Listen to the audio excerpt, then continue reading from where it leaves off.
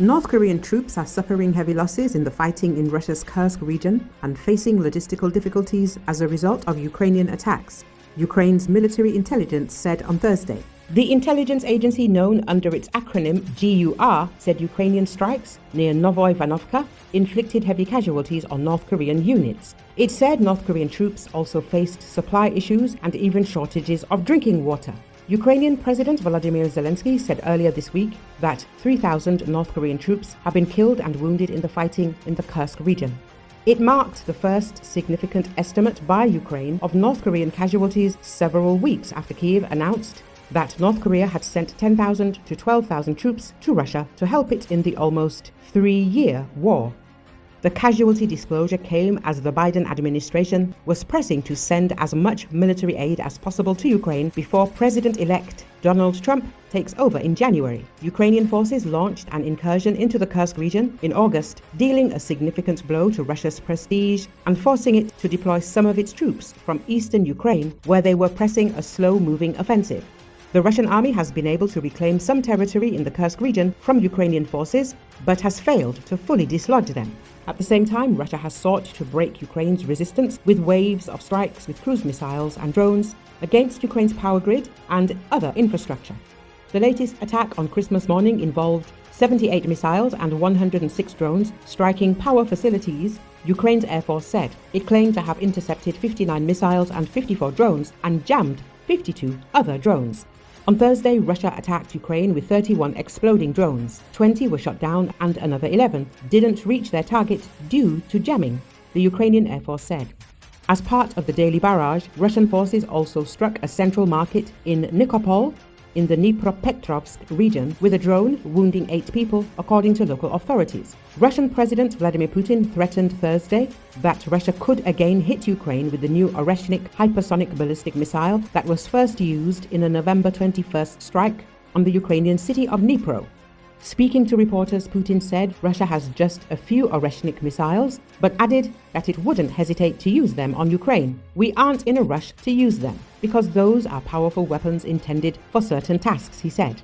But we wouldn't exclude their use today or tomorrow if necessary.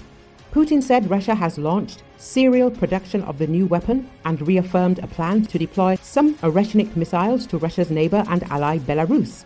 Belarus's authoritarian President Alexander Lukashenko told reporters Thursday that his country could host 10 or more.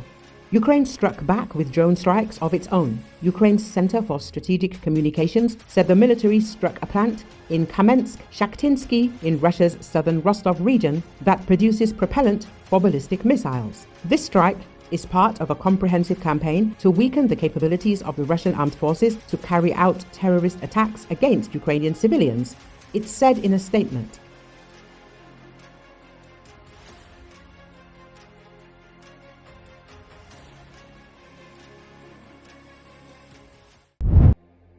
China launched a new amphibious assault ship on Friday, capable of launching fighter jets and designed to strengthen the Navy's combat ability in distant seas. The Sichuan, the first ship of the 076 type, is China's largest such ship yet, displacing 40,000 tons and equipped with an electromagnetic catapult which will allow fighter jets to launch directly off its deck, according to the official Xinhua news agency. The ship is designed to launch ground troops in landing crafts and provide them with air support. Developed by Chinese researchers, it's also equipped with an arrestor technology which allows fighter jets to land on its deck. China has the largest navy in the world. Researchers found that the country is working on designing a nuclear-powered aircraft carrier, which would allow it to deploy its ships in distant waters without needing a base to refuel. 首艘电磁弹射型两栖攻击舰，那么再过一会儿呢，它的下水命名仪式就将在10时许下水命名仪式开始，伴随着军委授予舰名舷号的命令，向接舰部队颁发雄壮的中华人民共和国国歌《五星红旗冉冉升起》。参加攻击舰是推进海军转型建设发展、提升远海作战能力的关键装备，满载排水量4万余吨。随后进行致瓶礼，一瓶香槟酒碰击舰体打碎，舰首彩球打开，舰舷喷射绚丽彩带，船坞双舰岛式上层建筑和全纵通可搭载固定翼飞机、直升机2栖装备等。该舰下水后将按计划开展设备调试、技泊试验、航行试验等工作，进行甲板，创新应用电磁弹射和阻拦技术。